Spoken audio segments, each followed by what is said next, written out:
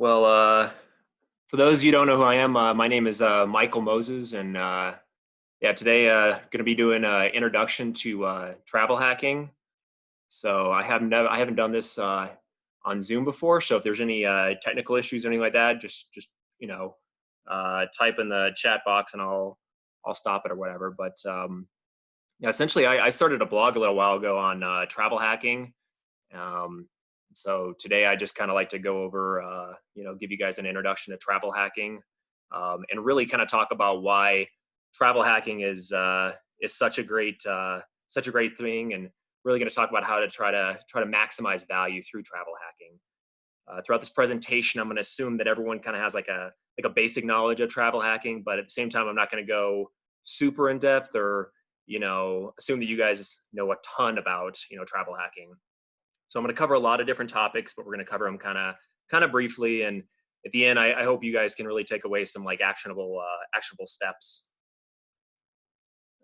Hold on, we got someone else. So, and at the end, if you guys have any questions at the end, I can definitely answer any questions. So, first, just a quick disclaimer: information provided here is intended only for those that can use credit cards responsibly. Travel hacking is not meant for individuals that cannot, manage credit cards properly. I know this is an FI group, and everyone should, probably manage his credit cards responsibly. I just thought it was something I need to like kind of throw out there. Additionally, you should not be travel hacking if you're applying for a loan fairly soon, because applying for a lot of credit cards can hurt your credit score potentially, and then you get a worse interest rate with your mortgage. So you definitely want to try to get the best interest rate with your mortgage before going out and travel hacking and applying for credit cards. And then additionally, travel hacking is not really meant for people that, well, obviously don't travel a ton. So if you don't travel a ton, you might want to second or really think, is travel hacking necessary for you. Additionally, with all the changes with COVID-19, I'm not really going to cover too much of that in the initial part of the presentation, but towards the end, I will discuss that in more detail. So why should you travel hack? Is it really worth your time? To give you an example here, I have two credit cards. You have the one on the left, which is the Chase Ink Preferred. Now, with this card, um, the sign-up bonus is 80,000 Chase Ultimate Reward points, and if you spend $5,000, you get that sign-up bonus. So the overall net value by reaching that sign-up bonus works out to $1,180. That actually works out to a equivalent cash back of 24%. And I get that by taking the overall net value of the card or net value of the sign up bonus and dividing by the amount spent. So that's how you get a 24% equivalent cash back. That's pretty good when you think about it. Now, if you were to compare this card with a Citi double cash back or a lot of these other credit cards that are 2% cash back, clearly 24% is much greater than 2%, and you can clearly see an advantage here just on a one card by one card basis. But what would happen if you were to kind of extrapolate this over a longer period of time outside of just one credit card? What would this look like? So I have a bit of an example here to show you guys. Let's make a couple assumptions here. Let's say you have a couple and they sign up for credit cards, they do the travel hacking, and they put $1,000 on credit cards per month. Nothing crazy or anything like that. And they keep it simple. They focus on three main mileage or point programs. If they were to really try to maximize travel hacking, how many points, what value could they actually get from this? And the end result is they could get a net value of over $12,000 in just a period of 24 months. As you see here, this would be the total amount of points they could accumulate: a lot of Southwest, a lot of American airline miles, and a lot of Chase Ultimate Reward points. The total value works out to a little more than $13,000. The credit cards do have a total of all these credit cards do have an annual fee of a total of $900. So that's how you get the net value of $12,500. So you can see in just 24 months, you can get $12,000, and you get the Southwest Companion Pass for 20 months. That's a very good deal. And this is scalable. If you spend more on credit cards each month, like let's say you spend $5,000 for every 3 months, which is the requirement for a lot of the higher sign up bonus credit cards, then you could actually scale this up so you get over $18,000 in value signing up for credit cards. And if you're interested to learn more about which credit cards and the procedure and all that sort of stuff about how I came up with these numbers, I actually have a post on my site that kind of documents all the steps for not only getting $12,000 worth of value, but also the $18,000 worth of value I mentioned. So what does this look like when you put it into practice? Well, to give you guys some examples, last spring, my family and I, we went down to Costa Rica and we stayed 8 nights there. And we basically had our flights and hotel all covered. It was actually 1 year ago, almost to today. Kind of wish we were there right now and not in this lockdown situation, but it, is what it is. But also through travel hacking, we've been on a lot of other great, travels and adventures. We've been to Alaska last summer, went to Hawaii a couple times, went to Spain. We've also done numerous, domestic trips, whether it's various weddings, bachelor parties, family events. I even flew my wife out to Thailand on business class, so that was last fall. So that was pretty cool.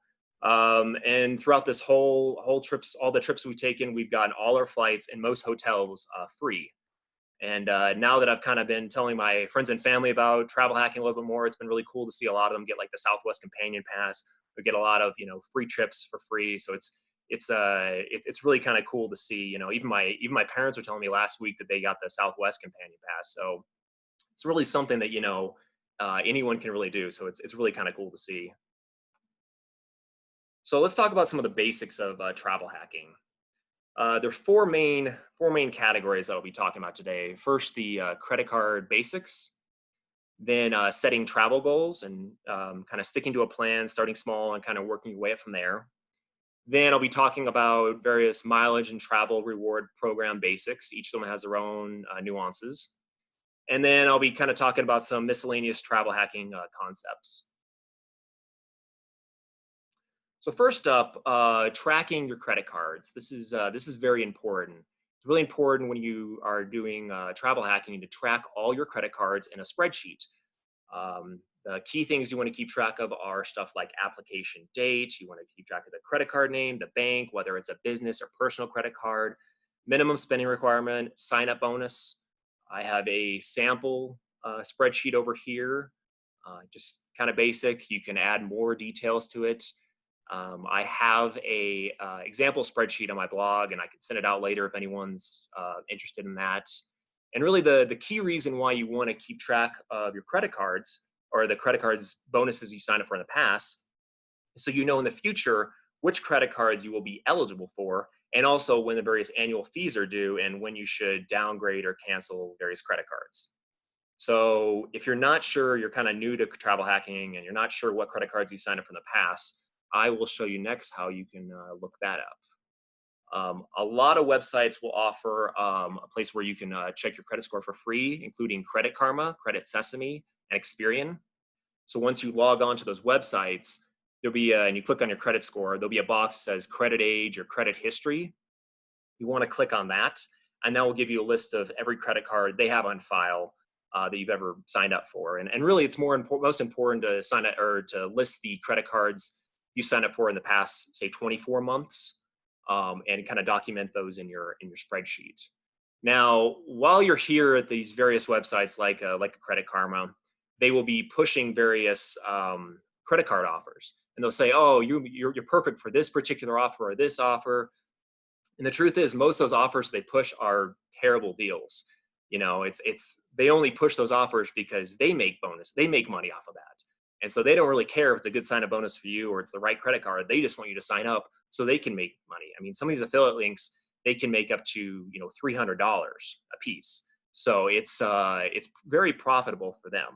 So instead of using some of the affiliate links you see on websites like this, it's better to actually use referral links.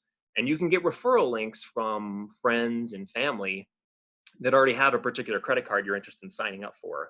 I also, just to let you all know, I do have referral links on my website if anyone's interested to, and you don't have any friends or family that have a particular credit card. Um, just to let you know also that on a lot of blogs, you'll see them mentioning a lot of credit cards, but on most blogs, the credit card offers they're listing, those are affiliate links. So they're not really interested in, they're not really going to be offering the best credit card sign up bonuses. Like for instance, the points guy, they're just trying to push ones where they make the most money on, not the ones that are necessarily best for you. So just something to keep in mind when you're looking at stuff like that. So when it comes to signing up for credit cards, you kind of have the choice. Okay, do I use an affiliate link, or do I use one of my friends or family's referral links so that they can make a few $100s off of it? So it's kind of an easy choice there. You really want to, it's much better idea to use a referral link. One thing I wanted to mention is last time I gave this presentation a few months ago, I had said that you also could self-refer, specifically with Chase. That is no longer the case. Amex and Chase have both cracked down on that, and they said you cannot self-refer yourself. So you can't create a referral link for yourself and then apply for it. You can't refer yourself. So that's one thing you can no longer do. And some credit cards do not have specific referral links. Then it's best just to go to the credit card website and just apply directly through the credit card and not through like an affiliate link or anything. All right.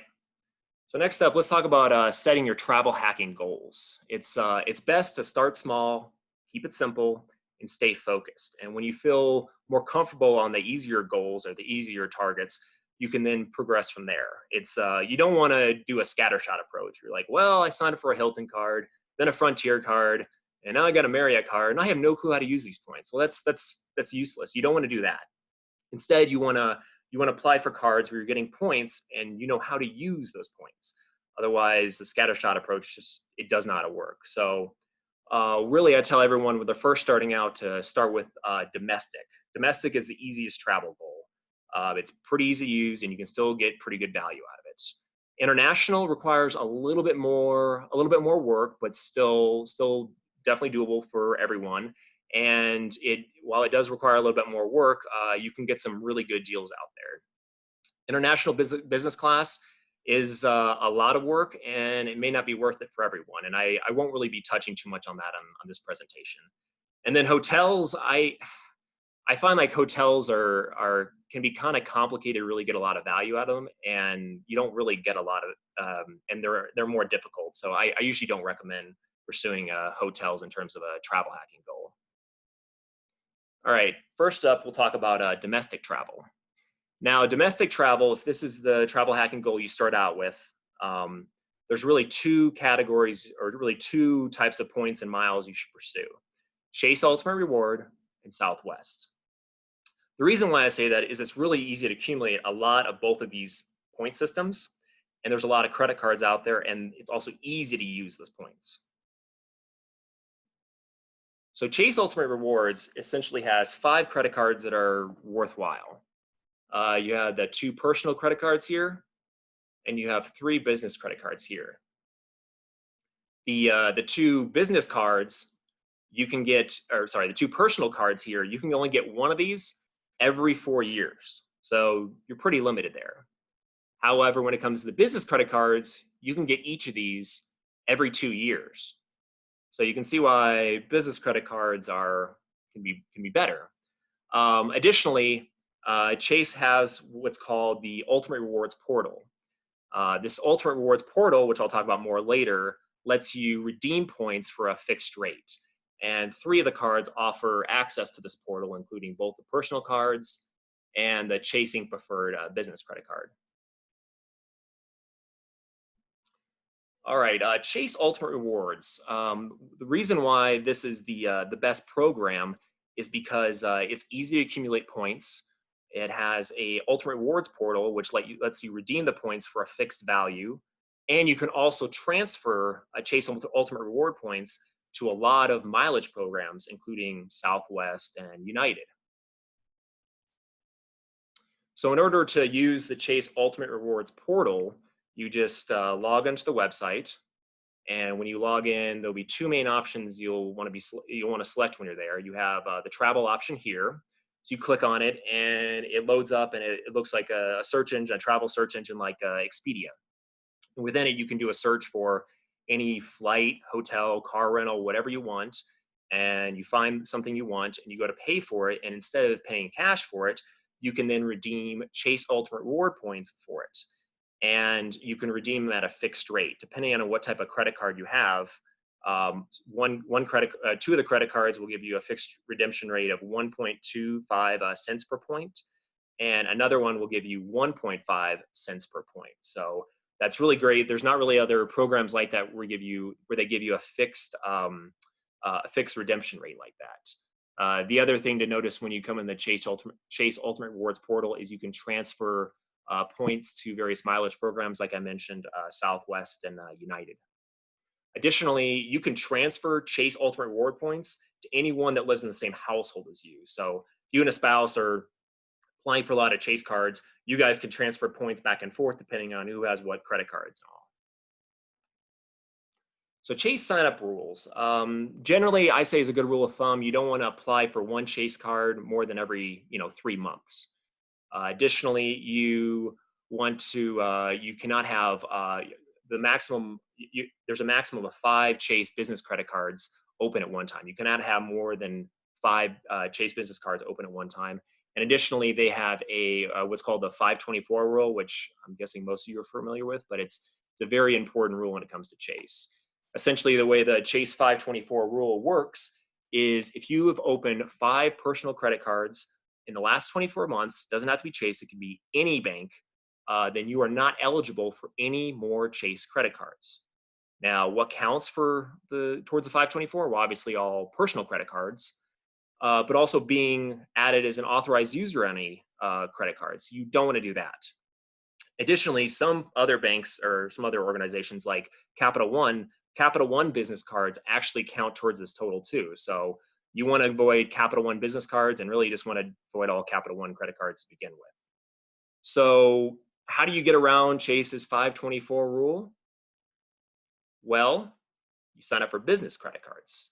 Business credit cards do not add or do not increase your 524 count. They're easy to if you stay below the 524 limit, then it's still possible to get Chase credit cards, and that's very important because Chase is pretty much the best bank to apply for credit cards at. In order to be a business, it's fairly straightforward. I think it's a lot of things will count as a business, whether it's rental property, a side hustle, if you sell things on Amazon. There's a lot of things that will count. But the important thing is when you fill out an application, it's important to be honest, not to lie, and just be honest about what your revenue is. If you're the only employee, just say, hey, I have one employee. It's just myself. I'm a sole proprietor. That's totally fine. Generally speaking, business credit cards can have a higher sign-up bonus, but they also have higher minimum spend requirements. So just something to keep in mind. So next we'll move on to Southwest. The great thing about Southwest is that each of the miles you accumulate with Southwest, or points, I guess is what they do, you can redeem for a fixed redemption rate, 1.5 cents per point. This is unlike any other airlines because all the other airlines you have to read, complicated mileage charts and play around with stuff. But no, Southwest, it's very straightforward. Whatever the cash value for a flight is, you can redeem that for a certain amount of points, or sorry, you could redeem a certain number of points for a certain ticket. Hold on, there's a question here in the chat.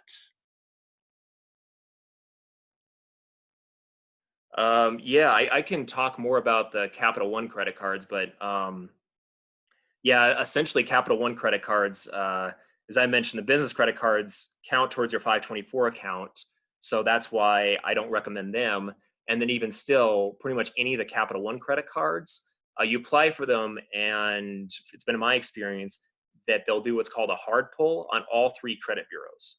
So and I've never seen any of the Capital One credit cards have a really decent sign-up bonus. They all seem to be offer much lower sign-up bonuses, which is one of the reasons why I don't recommend them. hope that answered you guys' question in the chat. But anyway, moving on to Southwest.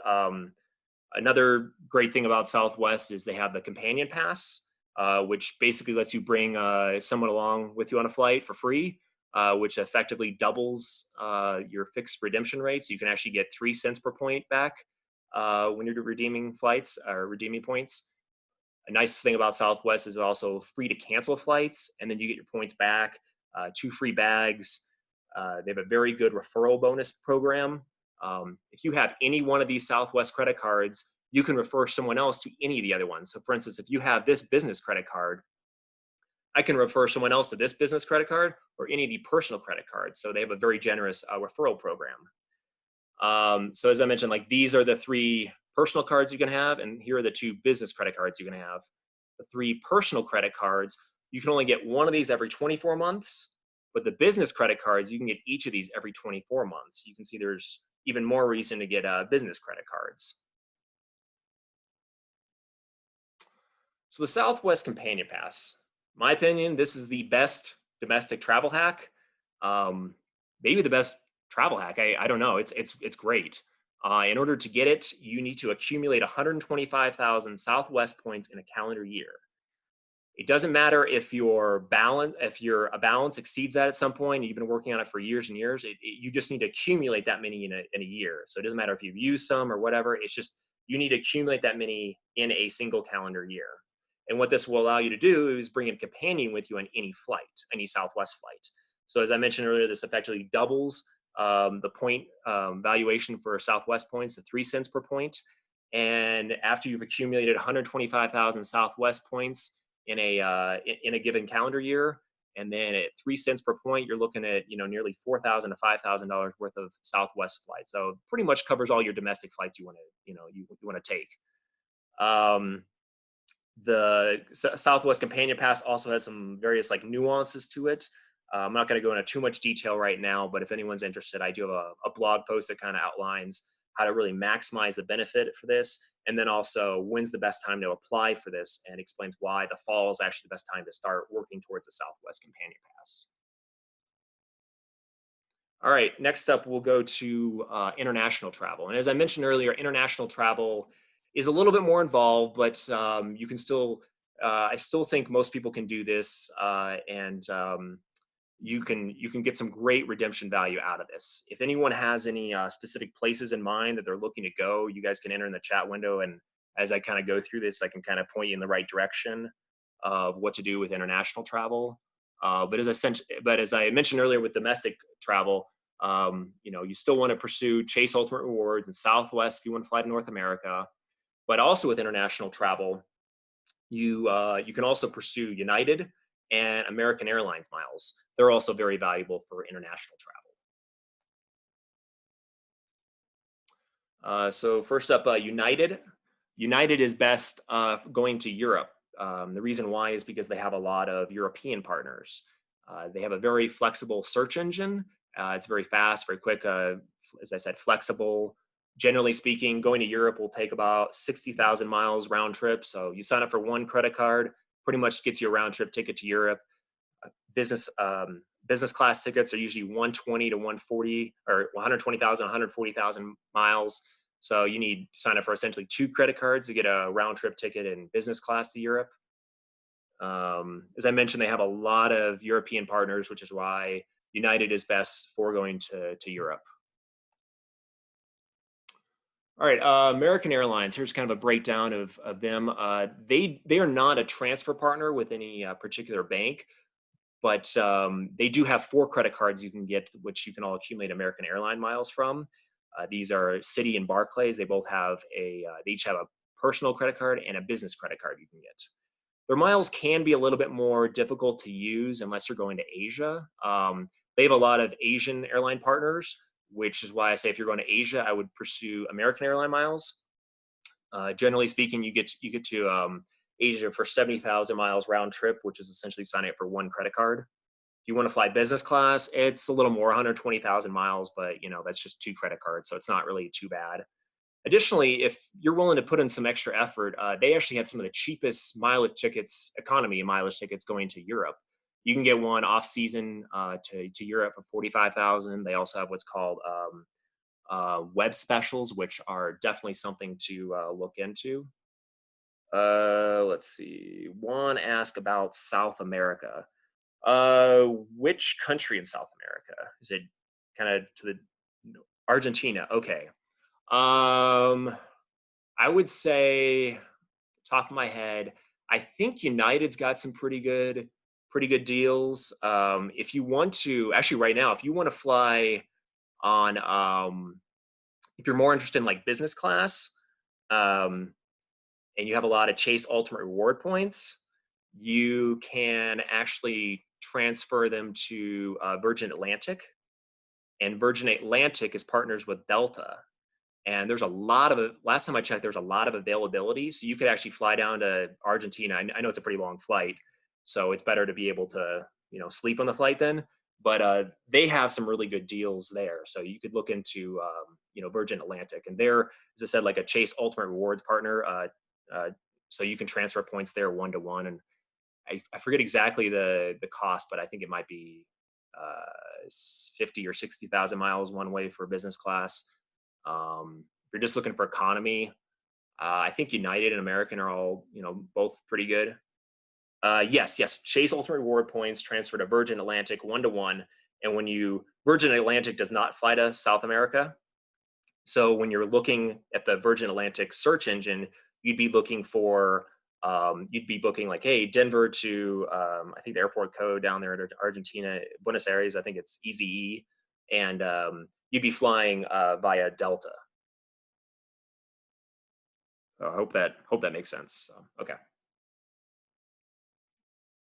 All right. So finally, talking about COVID-19 and the effects on travel hacking. So I know obviously travel has been, pretty much stopped, and people are not traveling nearly as much.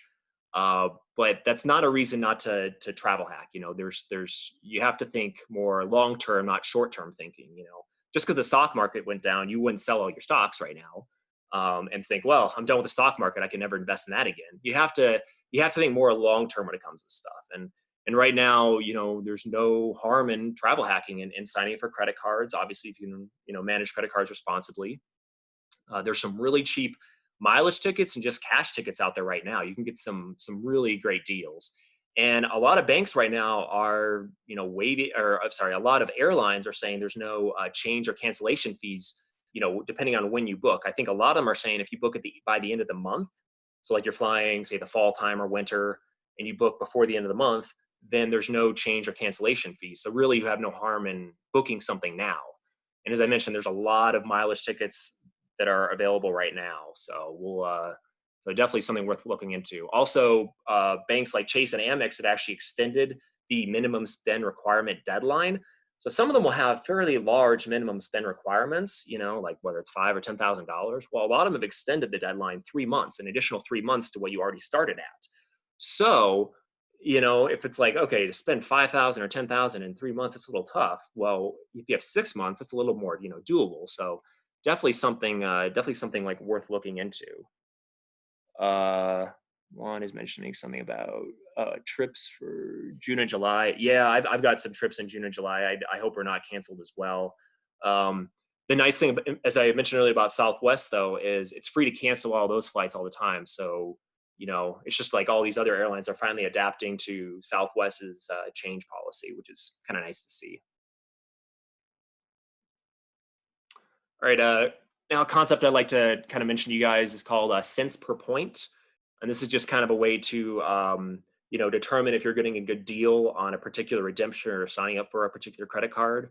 And the way that's calculated is, well, it's just the number of miles, the just number of miles based on the, you're really looking for a target when it comes to cent per point redemptions, and being 1.5 cents per point. So the cents per point is calculated by dividing the net cost of something divided by the number of points to determine if it's a good deal.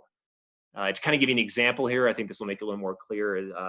Say, for instance, you were flying round trip to Europe, and the flight over there is $1,100, which includes all baggage fees and taxes. So you have that option.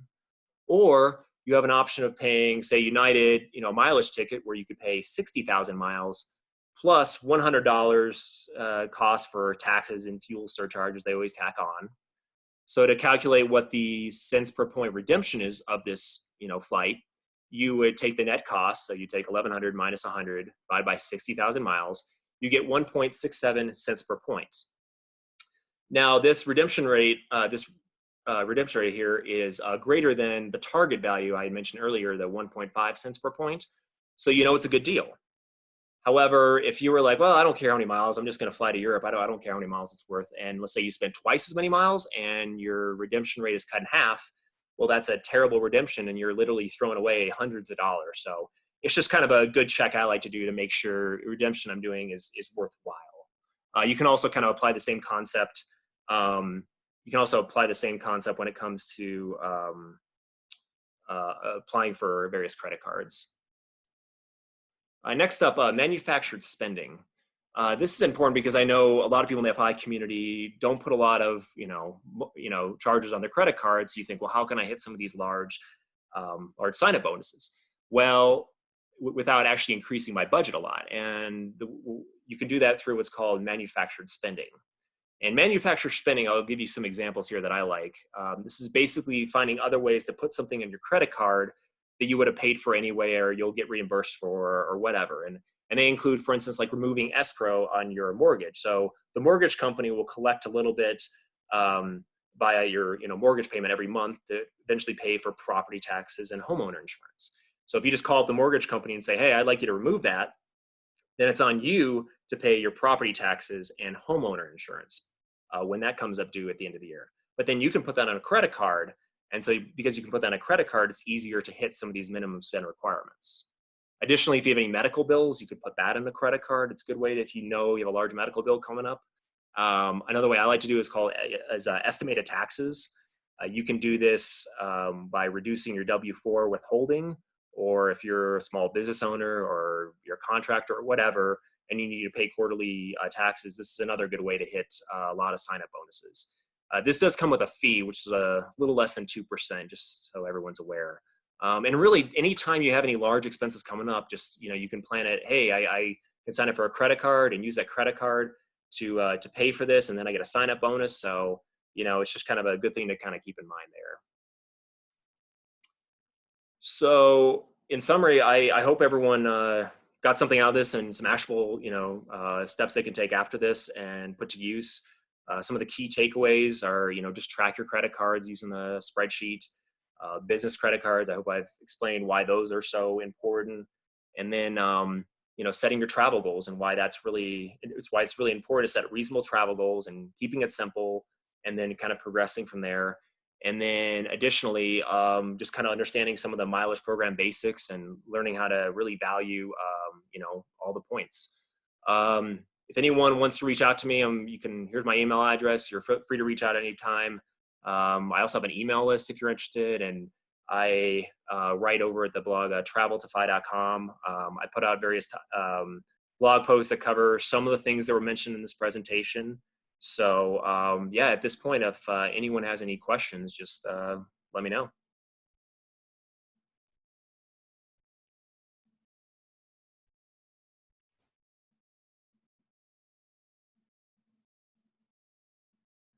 Let's see, we got a few here. I think Juan had one a little bit earlier. Have you paid your taxes on a credit card? No issues. Yes, I've been paying a credit card. I've been paying my taxes on credit cards for, I want to say, nearly 2 years, and I haven't really had any issue with that. Brandon mentions that it depends on the county if there's fees for credit card. Oh, so yeah, regarding to the manufactured spending, the mortgage payment, if you're going to try to pay property taxes, you have to check, depending on what county you're in, some places will charge a credit card fee as well.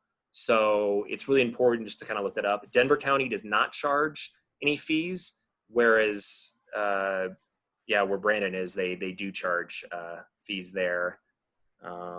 Mailing. Can you talk about when to close out credit cards? Yes, that's a really good point. So generally speaking, I apply for a credit card, and then when it comes up like a year later, that's when I either cancel or downgrade. And the reason why I would downgrade a card is because your credit score. It's affected by how many credit cards you've had in the past and, like, say, your credit age. So if you have no credit cards in your credit history because you canceled them all, then banks think, well, this person, they never keep a credit card open. They look a little, suspicious. Or that's why it's better to kind of have credit cards open for a longer period of time. So if you have a credit card that has an annual fee, you can then downgrade it to a credit card that does not have an annual fee. To kind of give you an example, is if you had like the Chase Sapphire Reserve or Preferred, those credit cards, you can downgrade them to, I think it's the Chase Freedom Unlimited, and that's a no annual fee option. So you sign up for one of those credit cards, and after a year, you can then downgrade to a no annual fee card. It's always a good option to kind of look to downgrade one of those. And you can always, if there's not really a good option you can downgrade, you can always cancel credit cards. There's very few credit cards I will keep after a full year. Next question. Is there a how-to guide somewhere for the Southwest Pass? Yes, I can send you a link. I have a pretty good breakdown of how to get the Southwest Companion Pass and the timing for that and the best sign-up bonuses for that. So if you want later on, I could email you a link, or you can look on my blog and see that. When to close and then get the same one again. Okay, so you're asking about when you sign up for a credit card, you close it, when can you get it again? So for Chase, the way it works with Chase is they generally have, for most of the credit cards, a 24-month rule. So it's 24 months after you receive a sign-up bonus. So let's say like in January of 2018, you get a credit card, you hit the bonus in March 2018, and then you close it out. You can't apply for that credit card again until it's been 24 months since you received the bonus. So you couldn't apply for that same credit card until, say, March or April of 2020.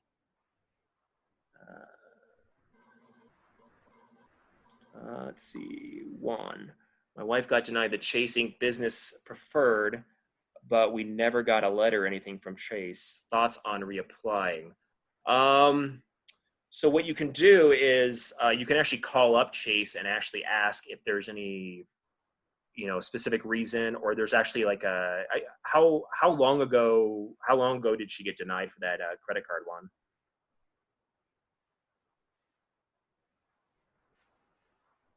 Six months ago. Oh, okay. There's actually I can send you, it's kind of like a flow chart on like the Chase like denial guide. And it's basically like when you get turned down from a card from Chase, like what's the various steps you can do to actually get approved for it. So I'm not sure why exactly she would have got turned down. Just in general, when applying for Chase credit cards, one thing you can do to kind of improve your chances is you can lower your credit limit on your other Chase credit cards before applying. And what this will do is when Chase is looking to approve someone for a credit card, they'll look at, okay, well, how much does this person have in total credit limit on all their cards, personal and business, and how much is their total income? And depending on what that ratio is, they might deny you purely based on that. So sometimes it's a good idea to, okay, I'm going to lower all my credit limits, and then when I apply for this new card, then you're like, oh, well, you only have a few $1,000s in credit card limit, and your income is much, much more. We're going to extend to you all this extra credit. So that can be something worthwhile doing. Kim asks, do the downgraded cards still earn travel rewards? Depending on the card, yeah, I think just about all of them would still earn travel rewards, yes. Kim, what happens to your points if you close the card? Well, this depends on which credit card you close. If it's an airline specific credit card like a Southwest or United, and you close a credit card, those points you accumulated are yours forever, so they can't take them away. But if this is, say, like Chase or Amex, and you've accumulated Chase points, Chase Ultimate Reward points, or Amex points, and you close out all your Chase credit cards or Amex cards, you will lose those points. So you want to keep at least one Chase or one Amex card open.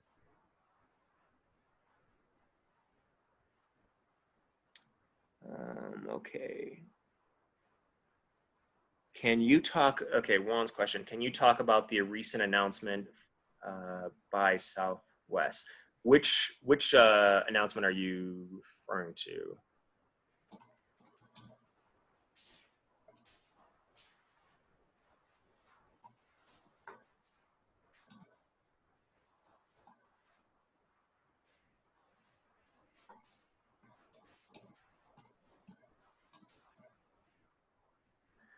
I got an email a couple days ago about extending the Southwest and also giving miles companion pass. So yeah, they did something for, oh, what was it? It was, yeah, I think if you have a companion pass that expires this year, I think they extended it to, I think midsummer next year. Um, and giving miles, I'm not sure. I didn't get an email from Southwest. I don't know. Hey, Mike, can you hear me? Yeah, I can hear you. Yeah, I got an email and they were saying that if you were in the process of getting to A-list status or working your way to a companion pass, that every Rapid Rewards member would be given 15,000 miles, I think, and another 25,000 miles. And if you want, I can forward that email to you so that you can tell me how you interpret that note. Okay. Yeah, I did not get that email, so I don't know what. Huh? Yeah, I don't know, but yeah, I'll take a look at it. Sounds good, man. Thank you. Yeah, sure. Does anyone have any other additional questions or? So what's your strategy right now, Mike? What are some of the cars that you have on your radar? Well, I I do a little bit extra on some of the stuff, so I'm kind of pursuing. I've got a decent amount of Southwest points, for instance, so I'm not as concerned about stuff like that. So I'm kind of pursuing international and international business related stuff. So I'll do like Amex cards, which can be kind of, more complicated. So I've been doing some of that, and I usually don't recommend it for most people because you kind of have to know which programs to transfer the points to, and so I'll do Amex points. I also like Alaskan Airlines. If you know how to use those points, they can some really good redemptions out there. But again, you kind of have to like do your research on the stuff. So that's why I recommend, kind of starting, the domestic goals first, really kind of nailing down Chase Ultimate Rewards, Southwest, working your way up to United and American, and then from there you can kind of branch out and check out some other stuff. Can you post a PDF of your slides to the Facebook events page, or is most of the content on your website? I will, after this, I can, in both the Choosify Denver South and Choosify Denver, I will post a link to the slides for this. And then I can also set it up where I'll send out links to, like, say, the credit card tracking thing, Southwest Companion Pass. I can set up links for that. So if there's any other links specifically people are interested in, I can kind of link that together. Hey, Mike, I have another question. So when you're Yeah. thinking about a destination, what are your go-to platforms to look at flights and prices instead of going to individual airlines? So I've used Google Flights, for instance, in the past. So I don't know if you can share some additional resources on that. Sure. My mouse over here. Yeah, I'll go and show you guys here. So I really like this website here. It's called Award Hacker. And this is not the, end all, like you don't just look at this and say, oh, that's it. But it's a good starting point at least. And what it essentially is whoever built this website, they plugged in all the various mileage charts from like all the airlines. And so, like, let's say if I want to do Denver to Rome, say I want to fly Denver, Rome, how much does that cost? And say I'll just leave it default there. But what this website will let you do is tell you how many miles it typically costs from the various mileage programs. Depending on how long this takes to load, I'll show you what it typically looks like. But it'll kind of tell you all your various options of airlines you can kind of pursue. So it'll start off with one airline and say, all right, right over here, you can accumulate Delta miles, they say. You can get there for 50,000 miles round trip.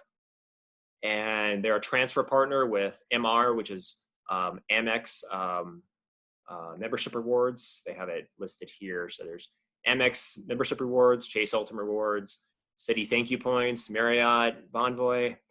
To be honest, these last two I would just kind of ignore.